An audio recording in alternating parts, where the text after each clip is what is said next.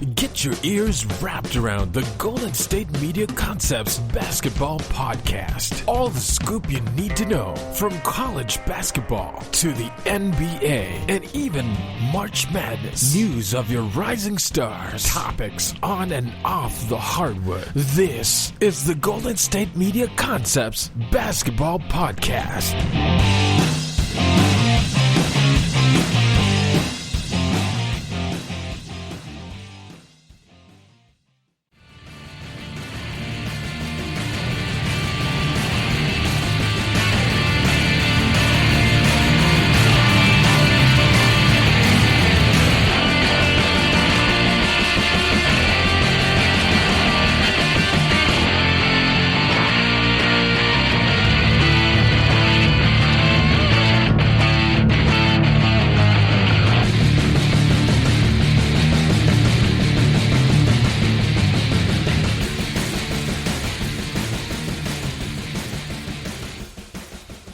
Hello and welcome back to the GSMC Basketball Podcast, brought to you by the GSMC Podcast Network.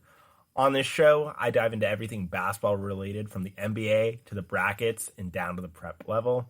I'm your host, Nick Robin, and it's been quite a while. I think it's been about now 2 weeks since I last dropped an episode. I took a temp job, a production assistant job, my first one, because I'm interested in breaking into the entertainment industry, specifically at a talent agency. But due to COVID, of course, all closed down. And for those that don't know, to become a talent agent, there's really no way around it, but you have to begin in the mailroom. And you're probably thinking, what in the hell is a mailroom? Because, who really uses mail these days with email and all these other ways to communicate with people? You feel like mail is just...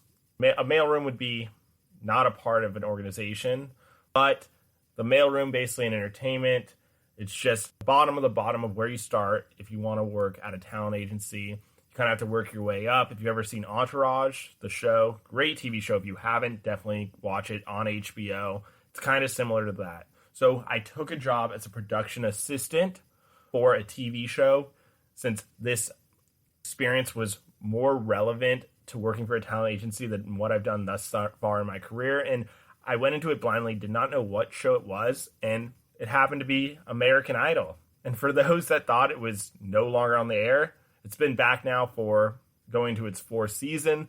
Simon Cowell, Paula Abdul, Randy Jackson, they're no longer there. You now got Katy Perry. She's kind of your Simon Cowell of today's show. She's the mean one.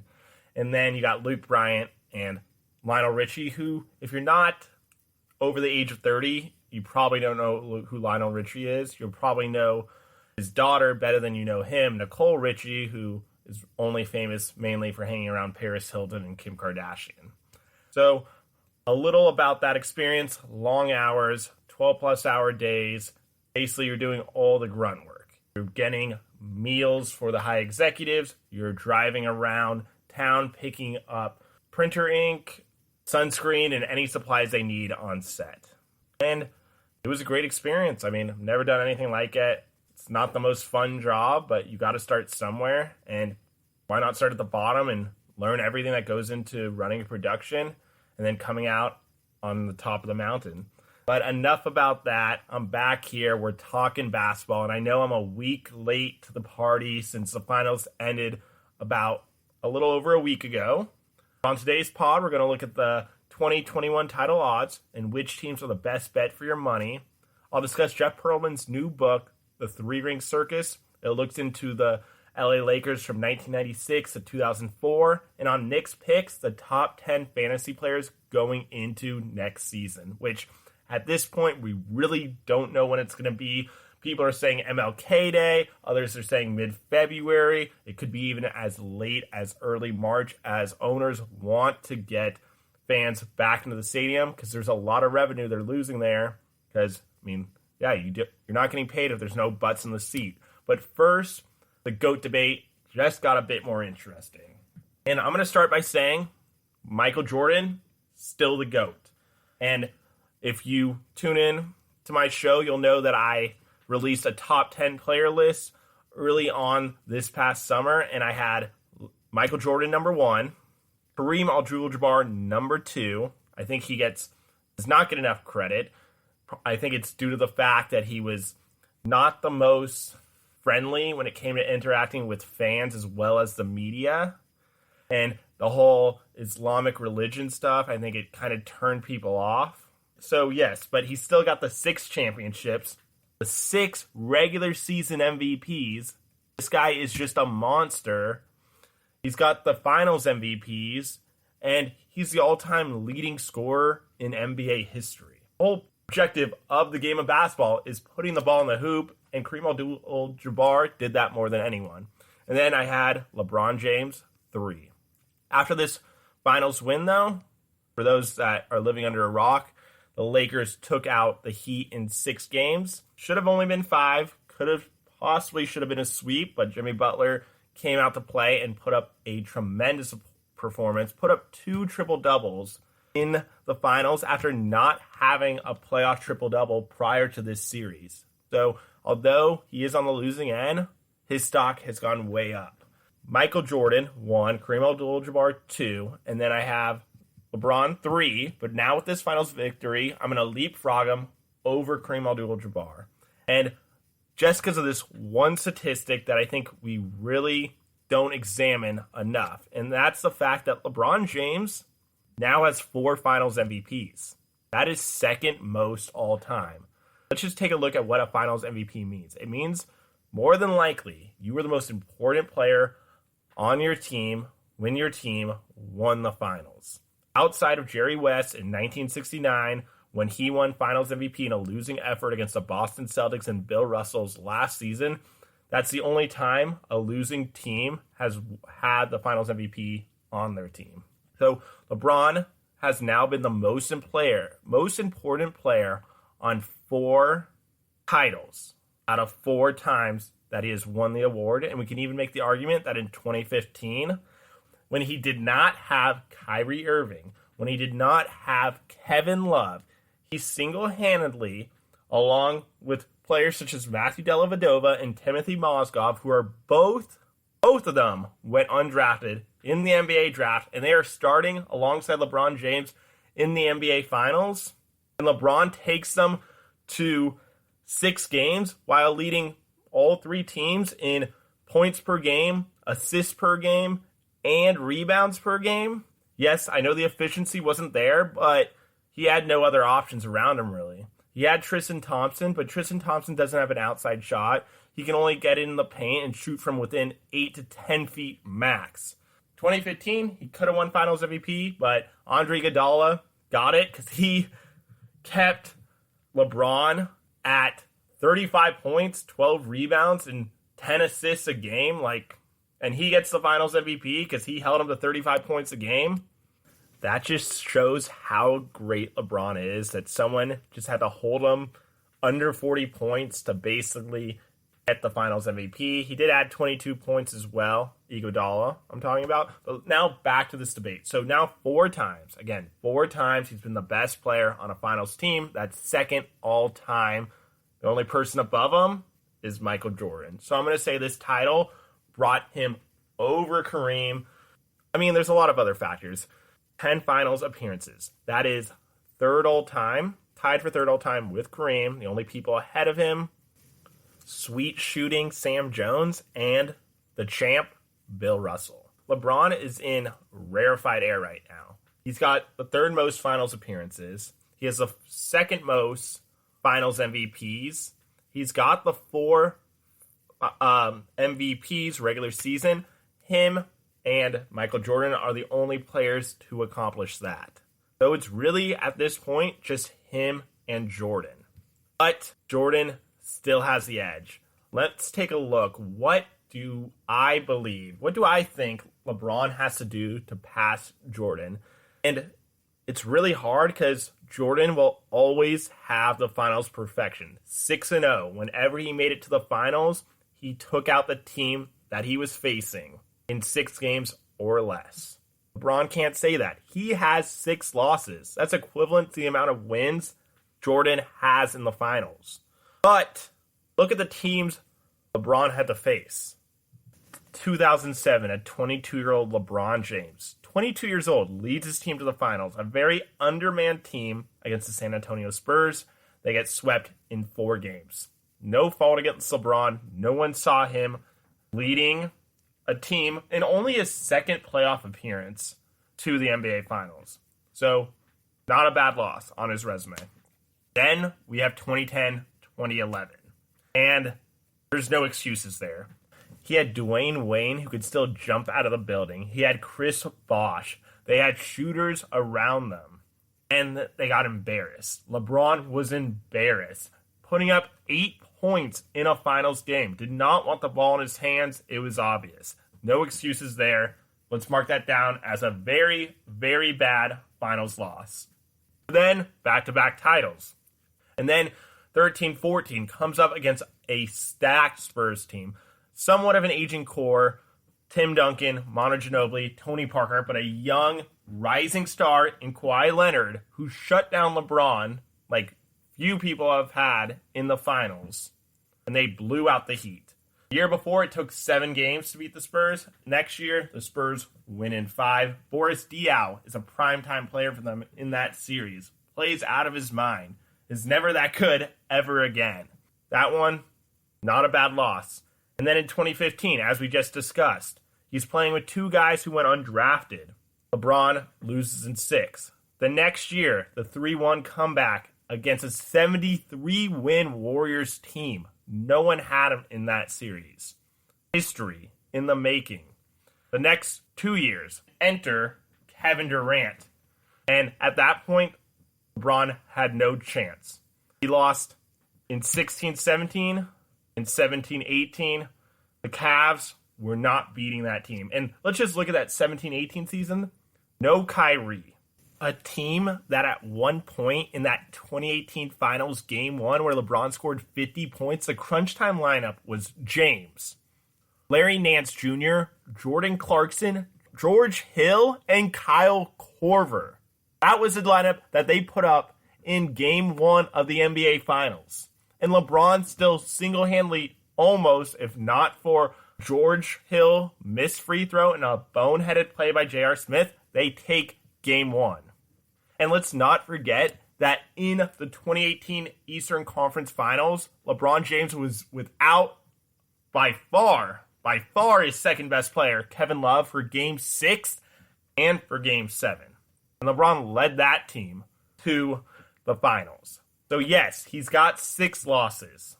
But in all those series outside of 2010, 2011, James's team was not the favorite to win. Back to my original question. What does LeBron James need to do to solidify his status as the greatest player of all time and leapfrog Michael Jordan? He's got 4 titles. Again, 4 titles, 4 regular season MVPs. By the time it's all said and done, he's going to rank in the top 5 all-time in points scored, assists, and he might even crack the top 20 in rebounds. He's already has the playoff resume. He's already number 1 all-time in points scored. He's second all-time in assists. He's number 1 in wins. He's number 1 in minutes played. He's number 1 in games played. He holds almost every conceivable playoff record. And I haven't even got to the fact yet that LeBron James, with his finals win last week, has become the first player in the history of the NBA to win finals MVP for 3 separate franchises. Just think about that for a sec. Wherever LeBron has gone in his career, whether it was to Miami with Dwayne Wade and Chris Bosh, or back to Cleveland with Kevin Love and Kyrie Irving, or to La La Land with the baby Lakers, he has brought that franchise a title. It just shows that wherever LeBron goes, winning slowly but surely follows. But to pass Jordan, he has to do one thing that he has not done throughout his entire career. He needs to three-peat. Something that Jordan did not once, but twice in his career. So he's got one down. 2019, 2020 in the bubble. LeBron has won a title for the Lakers. He needs to win in 2020, 21, and 21, 22. If he can three-peat, and he gets to 6 championships, he will have 6 wins and 6 losses. He will equal Jordan in finals wins, and he will double him in finals appearances.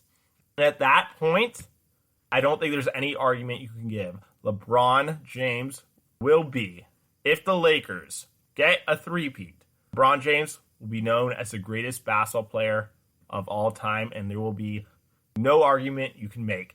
He's got the longevity. He's got the peak, the longest peak in NBA history from year 2 to year 17. He has been incredible. He already has the most All-NBA teams. He also has the most All-NBA first teams. There's not much you can say about him. There used to be the cases that he wasn't clutch. Look at the numbers. They're good, if not better than Jordan's. What else can this man do? And he said it last Monday. All he wants is his damn respect, and he deserves your damn respect. He might not be the greatest right now, but he's closer than anyone has ever come to surpassing Michael Jordan as the greatest player of all time. After this commercial break, I'm going to take a look at the 2021 title odds, which teams I think are the odds-on favorite, and which teams are the best bang for your buck. Which teams have high odds that could surprise people next year and win the title. That and more after this break.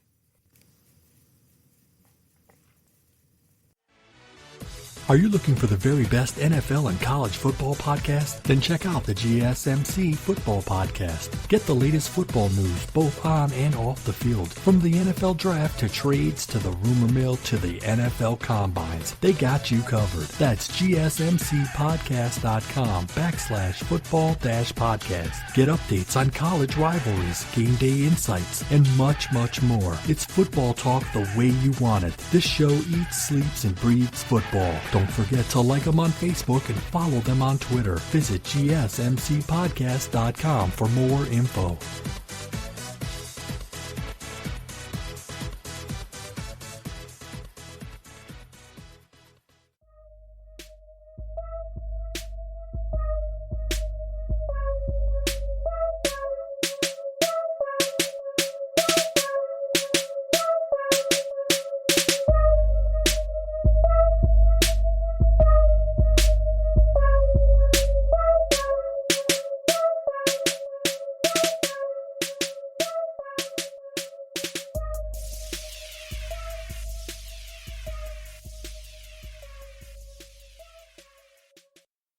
So I just finished my case of why LeBron has now leapfrogged Kareem Abdul-Jabbar, now stands number 2, in my opinion, as the greatest player of all time. Jordan, of course, still in front of him. And my closing argument was that the only way, in my mind, that James can pass Jordan as the greatest player ever is by three-peating these next 2 years with the Lakers. So basically, he has to win the next 2 titles because I don't see him, for whatever reason, if they lose the title next year, I don't see him sticking around to win 3 more titles. Or he could, but it's just very unrealistic. This is his one shot. He's got one down, 2 more to go. Good luck to you, James. And segueing into our next topic, it somewhat relates to what we're currently on, and that is 2021 NBA Finals odds, brought to you by Caesars Palace in Las Vegas. And surprise, surprise, the LA Lakers are odds-on favorite to win the 2021 NBA Finals. 7-2 odds, plus 350 for those that aren't big bettors. If you put 100 down, you'll win $350. And before we begin, let's take a look at when the next season might possibly even start. We just finished the season. It's now October 20th. It's October 20th. From what we've heard, free agency is going to begin on December 1st. Christmas Day is not going to be possible at all. So again, the season ended last week. That gives about, let's say if we look at Martin Luther King Day, that gives half of October, November, December, half of January. So that's only 3 months from the last game of the finals till Martin Luther King Day. And remember, there's still free agency, there's the NBA draft, there's training camp, there's preseason games.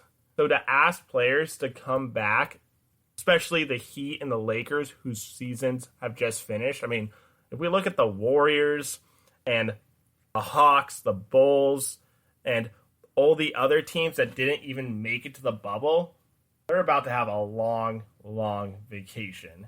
Because some experts see the season not even beginning until March. And if that's true, we could see teams such as the Warriors, who Steph Curry, Klay Thompson, in Curry's case, he missed all but 5 games of the season. In Klay's case, he missed the entire season, getting a full year off to recover.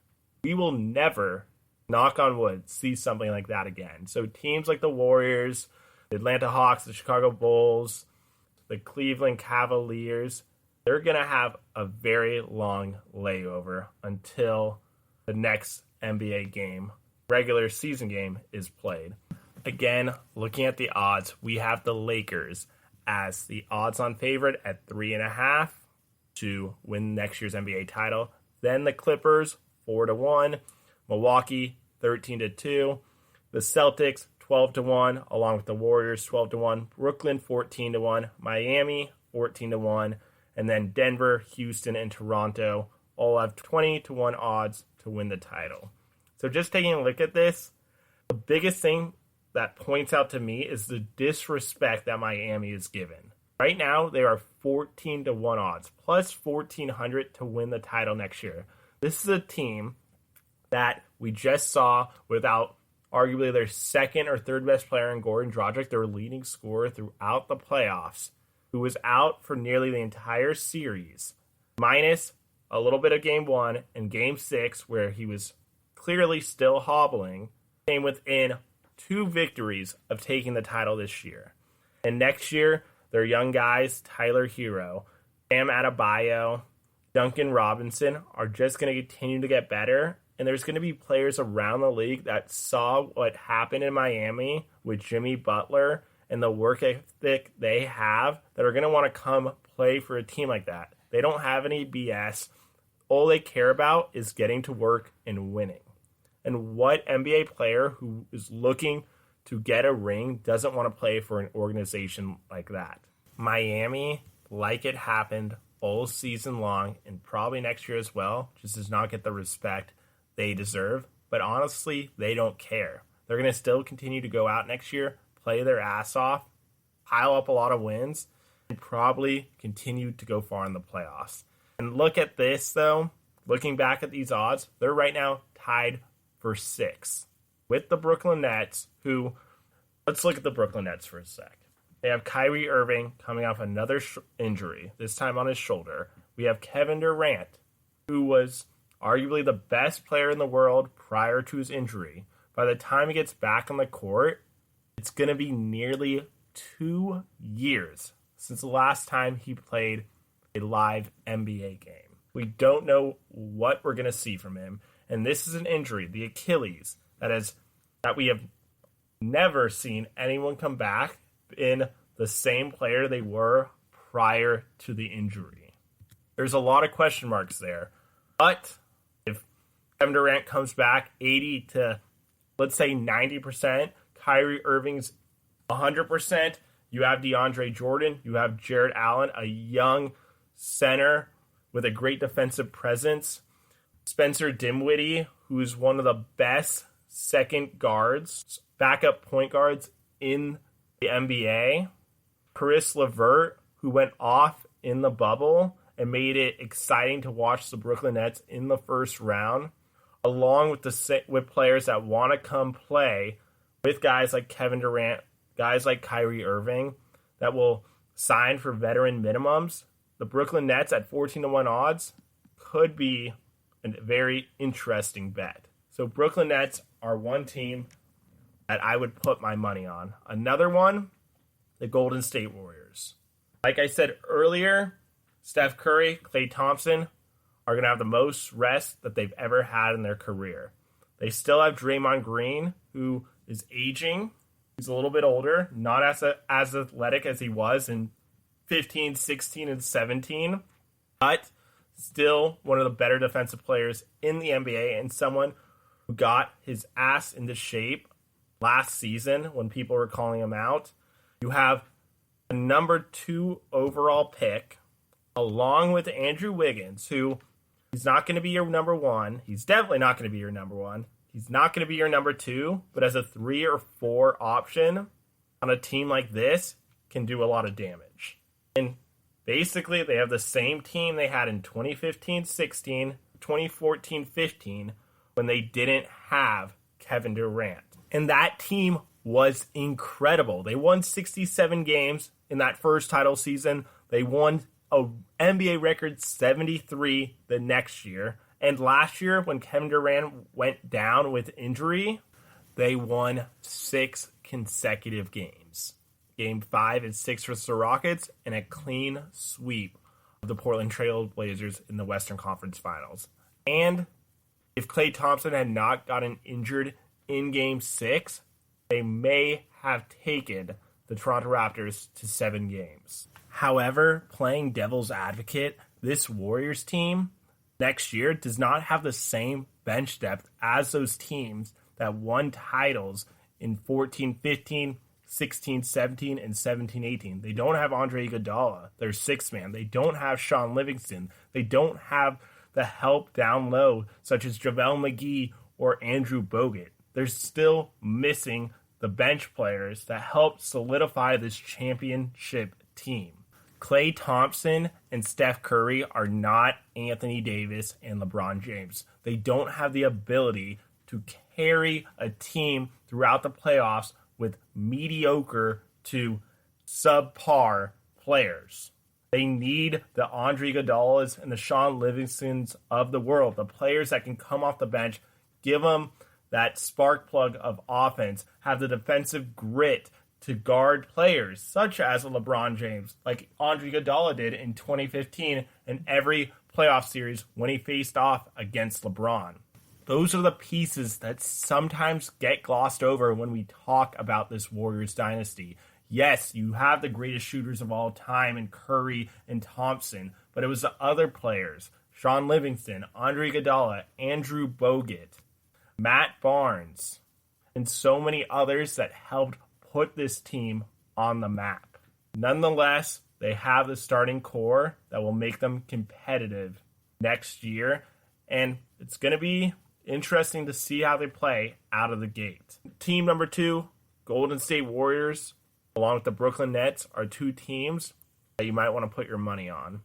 And lastly, the Denver Nuggets are 20-1 favorites to win the NBA title next year. This is a team that came back from 2 3-1 deficits in this year's NBA playoffs. No other team has ever done that. They also almost took a 2-1 lead on the Lakers, if not for an amazing game-winning shot by Anthony Davis. This is a team that is ready for the next stage in their development. Last year, they had one of their best regular seasons in nearly a decade, and this year, they broke through and got to the Western Conference Finals. Add a player here, add a player there, and they were missing a couple of their guards in this year's bubble. They're going to be a tough team to beat in a 7-game series. And they gained a lot of experience, a lot of adversity this year, because it's tough when your back's against the wall and you're down 3-1 and one mistake and you go home. And they were able to do it not once, but twice. However, it will be interesting to see how Jamal Murray responds this next season. In 2018-19, he averaged 18 points a game. This past season, he averaged, again, 18 points a game. In the 2019 playoffs, we saw his game up to another level. However, he still had an off game here or there. This past postseason, he took it up another notch. He was incredible. Let's just look at the numbers one more time. He averaged 26.5 points a game on 50% from the field and 45% from 3 on over 7 attempts a game. That is ridiculous. This is one of the best shooting postseasons of all time. And for good measure, he averaged 6.5 assists a game. So it's going to be interesting how he comes out of the gates next year. Is he going to give us what we saw in the bubble? Is he going to continue to build off of that? Or are we going to see the same slightly above average Jamal Murray that we've seen the last two regular seasons? That is going to determine whether or not this team is going to get back to the Western Conference Finals and have a chance to make it to their first ever finals appearance. That's right, the Denver Nuggets have never, ever appeared in an NBA Finals. It's not as bad as the Clippers, though, that haven't even made it to a Western Conference Finals.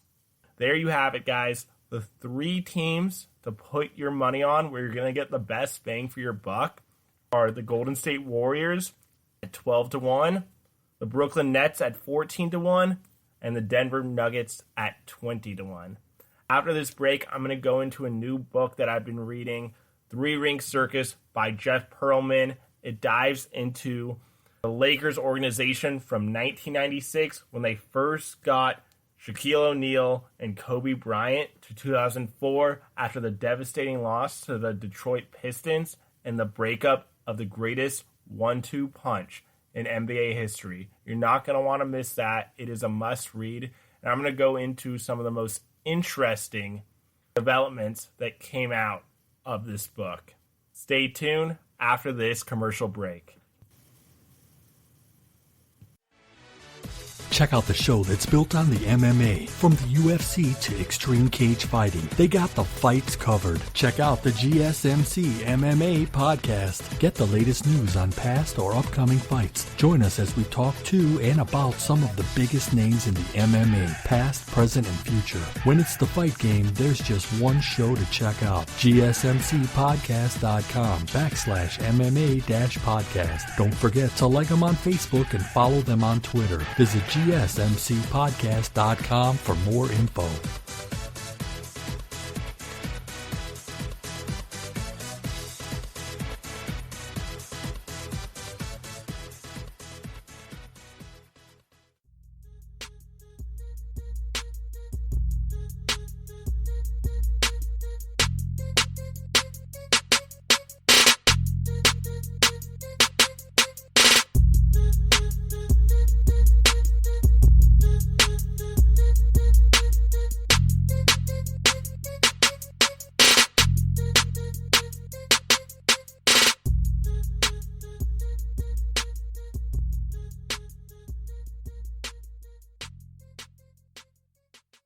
Welcome back to the show, and we just got done discussing the teams with the best odds to win next year's NBA title. And now I'm going to talk about a book I recently began reading called The Ring Circus by Jeff Pearlman. So Jeff Pearlman previously wrote the book Showtime about the 1980s Lakers and Magic Johnson, Kareem Abdul-Jabbar, and all that fun stuff. He's also well known for writing books about notorious athletes such as Barry Bonds and the 1990 Cowboys titled When the Bad Guys Won. Pearlman's Ring Circus, he dives into a detailed account of the LA Lakers franchise from 1996 to 2004. As any basketball fan would know, that was the era of Kobe and Shaq. And the book revolves around these two large, gigantic planets, one being Shaq, the other being Kobe, and what went on in the 8 years that they were together in La La Land. Most people know about the three-peat from 2000 to 2002. You may also know about the game that may or may not have been fixed in regards to Game 6 of the 2002 Western Conference Finals, the Kings versus the LA Lakers, where the Lakers infamously shot 27 free throws compared to 9 for the Sacramento Kings in the fourth quarter of Game 6. The league, as has been conspired throughout the years, always wants another game because there's just that much more money that goes into a series when it goes 7 rather than 6 games. What you might not know is the way that Kobe Bryant terrorized teammates, from the rookies to the training camp invites. And before I begin, I want to make it perfectly clear that we are talking about Kobe Bryant from 1996 to 2004, not who he was from 2004 on to the remainder of his career and up until his unfortunate death this past February. We're looking at this from a journalistic standpoint. Everything we're saying, everything I am saying and what Pearlman wrote is fact, and it doesn't change how we feel about Kobe Bryant because he finally figured out later on how to be a leader of men. And I think he realized after he won his back-to-back titles in 2009 and 2010 that he didn't want to be just remembered as this huge just jerk, which there's no clearer way to say it than what he was. He was a jerk to his teammates. Kobe Bryant was an extreme. The stories that former players from high school and the NBA have said about him are just ridiculous. The fact that he would work out at whatever time, 5 a.m., 6 a.m. in the morning, run on the high school track, and then he would get in his car. And this is when he's only 16 years old. And he would have the AC blasting on high heat just to keep that intensity up. I mean, who does that? Especially someone who's only 16 years old. The guy is a maniac. He wanted to be the best, and we can say that he did get there. He is considered one of the top 10 players in NBA history. Some people want to put him in his top 5, but he just doesn't cut it for me. His inefficiency in terms of his effectiveness, shooting the ball, how he was unwilling to pass to his open teammates. You can't be a top 5 player of all time when you're that selfish. And that's what gets me to one of my biggest takeaways is how did this team, let alone win even one championship? Especially in those early years, this team was a hot mess. They had the talent at the top, Shaquille O'Neal, Kobe Bryant. They had the veterans, Rick Fox, Robert Horry, Horace Grant, Mitch Richmond, among many others that came along for this journey. There is no way this team could have lasted past 04. There was just too much baggage, too much damage done. But yeah, it's just miraculous that they were as successful as they were. But Kobe isn't the only one at fault here. Shaq, as has been written about throughout his career, did not put 110% of his efforts in being the best basketball player that he could be.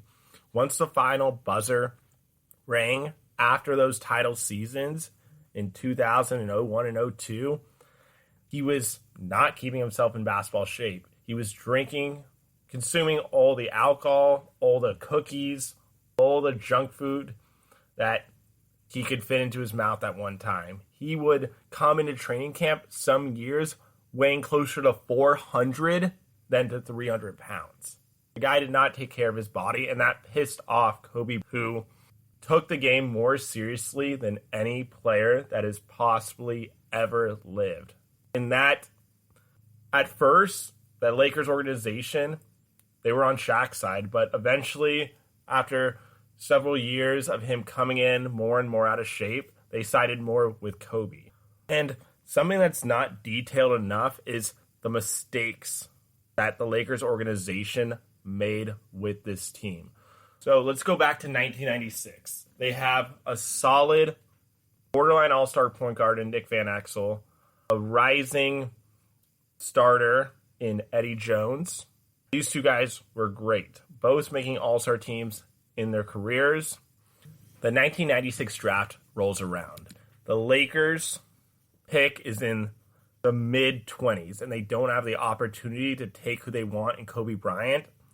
They discuss with many teams, one being the Nets, and the Nets, who have John Calipari at the time, fresh off his amazing start to his coaching career with UMass, where he brought the team from a nobody to national recognition to a Final Four appearance, is now the new head coach of the Nets. And he's still very green. The guy at the time is only in his mid-30s. He's still extremely young, extremely green, and he has the opportunity to draft Kobe, with the 8th overall pick. And even then, that might be a little high to draft Kobe Bryant. Because remember, this guy is out of high school, straight out of high school. One of the first prep to pro players. Kevin Garnett came in the year before, but Kevin Garnett was a center, a power forward, a dominant 6'11" player that is the typical guy that is ready to jump from the high school to the pro level. Guards rarely, if ever, at this point in 1996, jumped from high school to the NBA, and they're going to draft Kobe Bryant to the New Jersey Nets. Still a somewhat big market, but Kobe's agent, Art Tellem, had different plans for Kobe's future. He wanted him in LA, the biggest market in the NBA. And Kobe meets with the New Jersey Nets with Calipari. Calipari meets with Kobe's parents. He tells them they're going to draft him with the 8th overall pick. The parents are stoked. He'll be close to his parents that live in Philadelphia. Kobe, though, doesn't want any part of that. He doesn't want to be close to his family.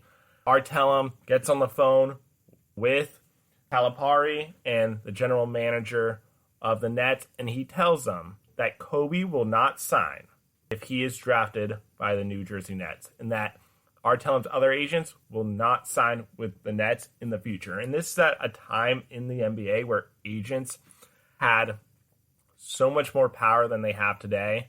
And Calipari, he's nervous, he's worried, ends up not drafting Kobe Bryant, which could go down as one of the bigger mistakes in the history of this franchise.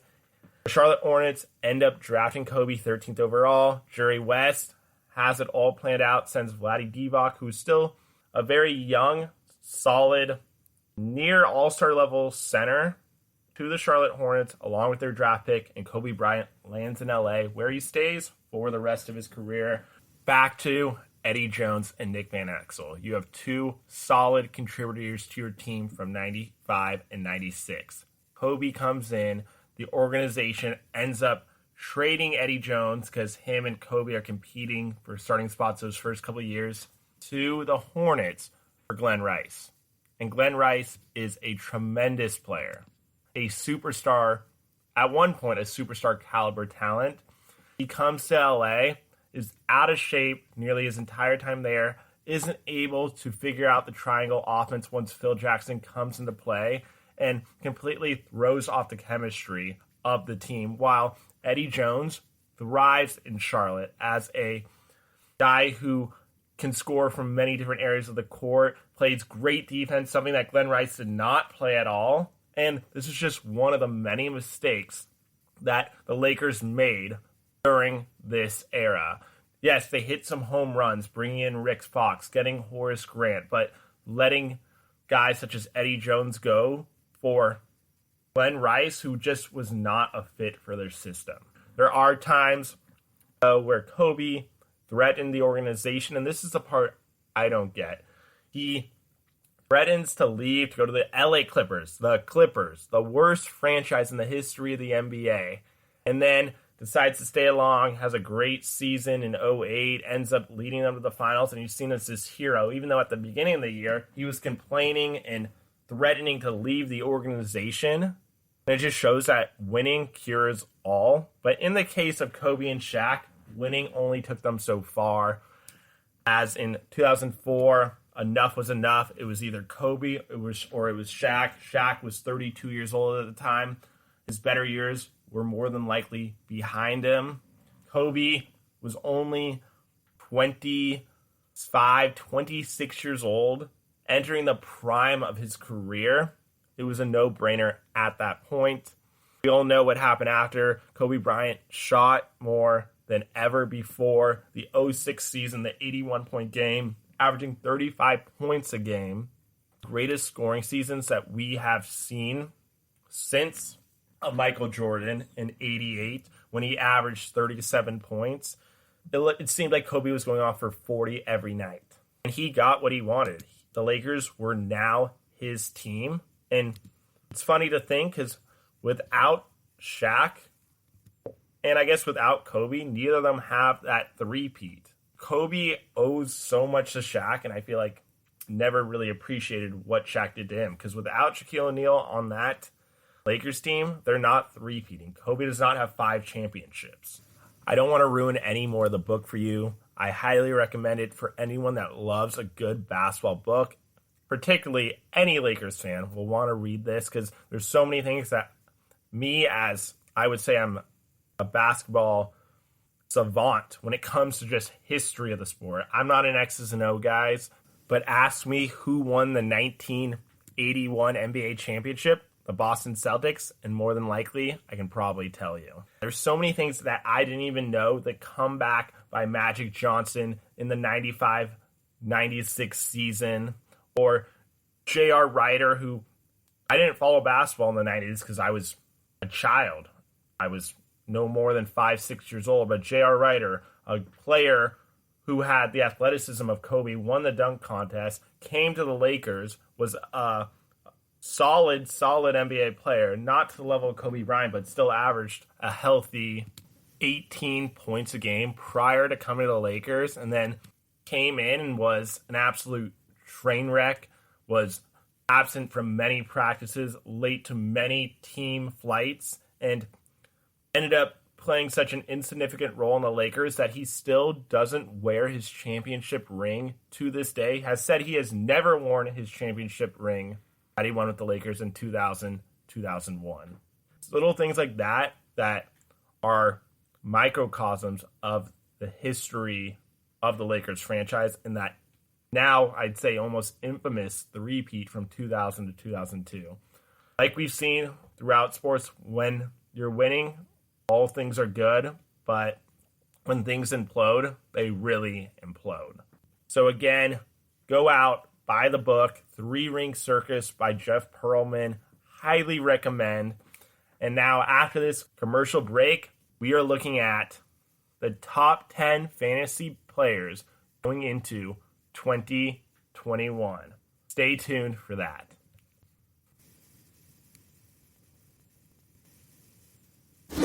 Check out the show built around the women of MMA. From the UFC to the extreme cage fighting, we got the fights covered. Listen. It's the Golden State Media Concepts Women's MMA Podcast. The latest news of upcoming fights, discussions of previous matches. Join us as we talk to and about the biggest names in women's mixed martial arts, past, present, and future. When it's the women's fight game, you know where to listen to. The Golden State Media Concepts Women's MMA Podcast.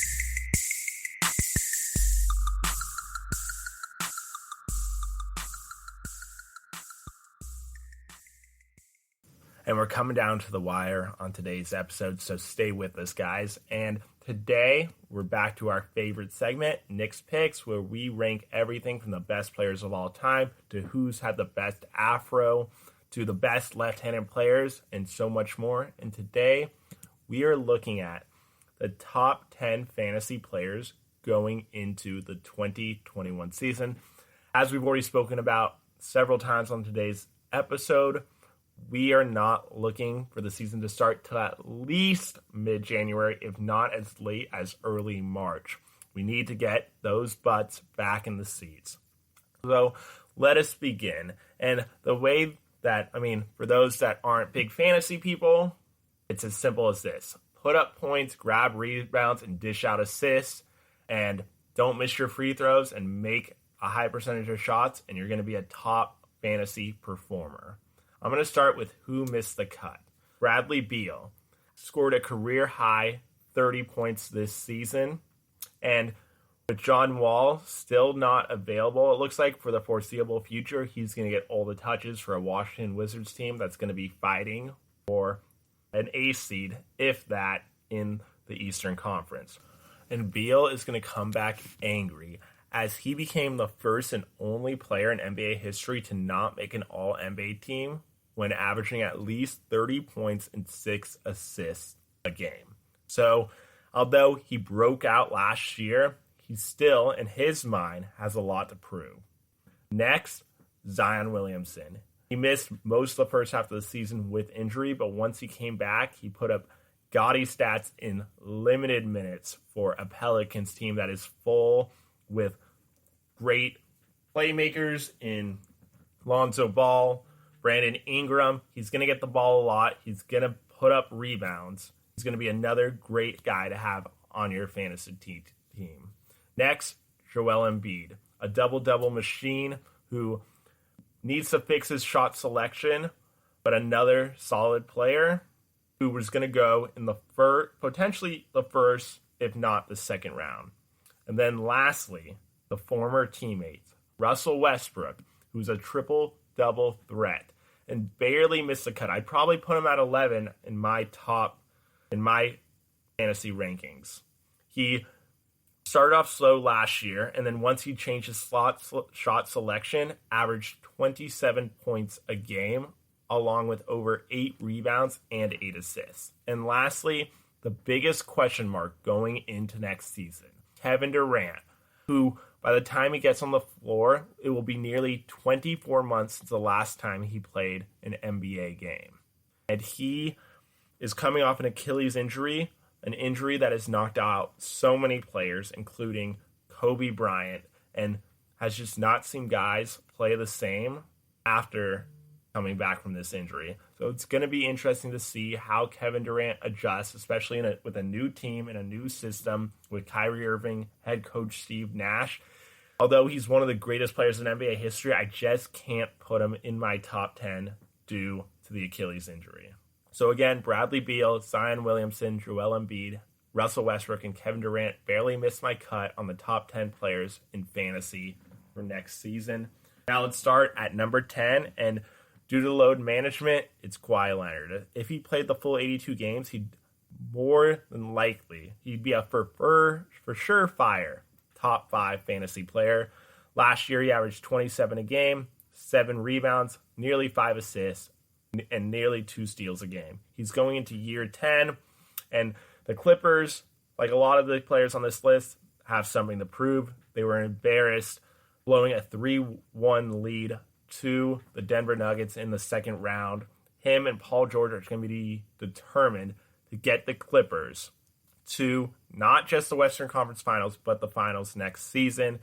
They're going to come in hot with new head coach Tyronn Lue, and from what we've heard in reports, players are upset with his load management. We'll see if he starts playing more than his typical 65 to 70 games as he has the last couple of years. Next up, probably the biggest question mark in my top 10 due to only playing 5 games last year and the fact that he is 32 going on 33, Stephen Curry.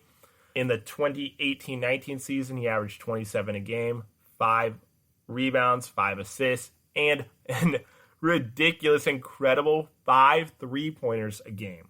He's going into year 12. The Warriors took a break last year, now have the number 2 overall pick. We'll see how Curry reacts to last season. He played only 5 games, was injured throughout the season, but I think that's just like it has been throughout his career. Curry likes people to put him down. It gives him the extra motivation he needs to put up a great fantasy season. Next, we have the all-you-can-do center from Denver, Nikola Jokic. Last year, he averaged nearly 20 points a game on 9.7 rebounds, 7 assists, and 1.2 steals. He's going into year 6, only 25 years old, and started off slow last year. In the playoffs, he turned it up another level, similar to teammate Jamal Murray. We'll see if they can continue their hot play from last year's playoffs. Next, and this is not a misprint, LeBron James is going into year 18. Year 18. Not many players have played 18 plus years in the NBA, and LeBron is still as good as ever. Last year, he led the NBA in assists for the first time in his career, along with averaging 25 points, nearly 8 rebounds, and 1.2 steals. Looking at the numbers, he hasn't averaged less than 25 points since his rookie season. That was 2003, 2004.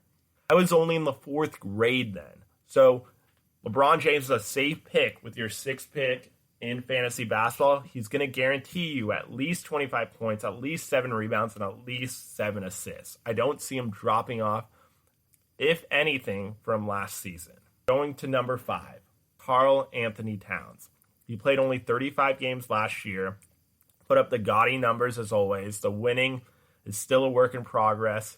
26 points, 11 rebounds, 4.4 assists, and the surprising number, he shot nearly 3.5 3-pointers, or averaged nearly 3.5 3-pointers per game. That's incredible for a power forward / center. He's going into year 6, and for good measure, he averaged over a block and nearly a steal a game. Karl Anthony Towns is my 5th player for fantasy basketball next season. Now, getting into the last 4, and these really could go in any order. But for number 4, I have Anthony Davis. Just came off a championship season with the Lakers, and I think he might be a little bit more comfortable. And I think he might take an even larger role with LeBron going on 36. He might take a larger role in the Lakers offense. Last year was no slouch, though. Put up 26, 9, and 3 a game, and added in over 2 blocks and a steal and a half. He'll be going into year 9, and you can't go wrong with him with your 1 through 4 pick. Outside of my number 2 guy, I see Anthony Davis possibly making the biggest strides moving forward. LeBron James is aging. Anthony Davis needs to take over the offense even more than he did last year. That's only going to increase his usage rate, which is going to lead to more points, more rebounds, and possibly more assists. Next up, and probably one of the most notorious fantasy players that we've ever had, and that is James Harden. He gets to the free throw line. He shoots the 3. He puts up assists. He gets rebounds. And last year, to everyone's surprise, he even played defense. He averaged nearly a block a game and almost 2 steals. Incredible for someone who has been a joke all over YouTube when it has come to playing defense. He's going to year 12, but he's not slowing down. He averaged 34 points last season. He's now put up 3 consecutive 30-point seasons, and next year he could become only the 3rd player in NBA history to put up 4 or more consecutive 30-point seasons. The others, Wilt Chamberlain with 9. 9. No one's ever touching that. And Michael Jordan was 7 prior to his baseball hiatus. James could go down as possibly the 3rd greatest scorer in NBA history once it's all said and done. Michael Jordan, Wilt Chamberlain, James Harden.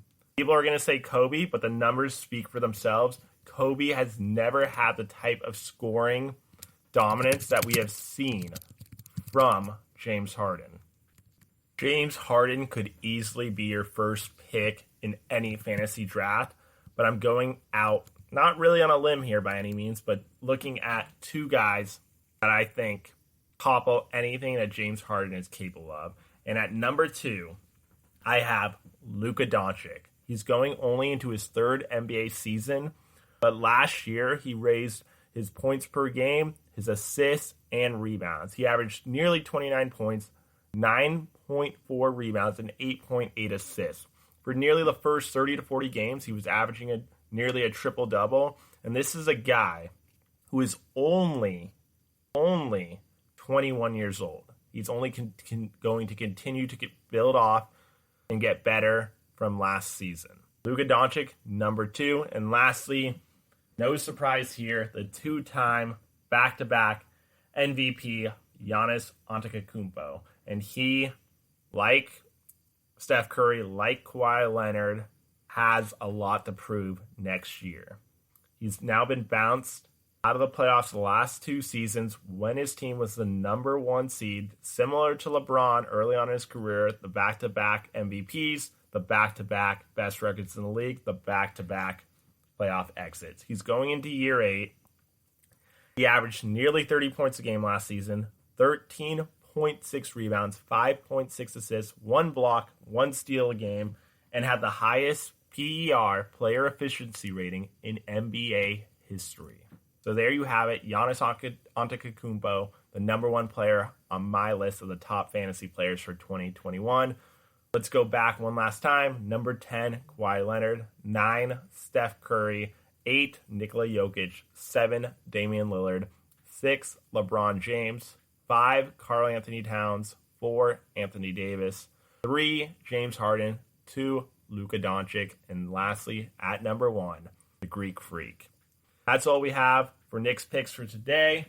Thank you guys all for listening to the GSMC Basketball Podcast, brought to you by the GSMC Podcast Network.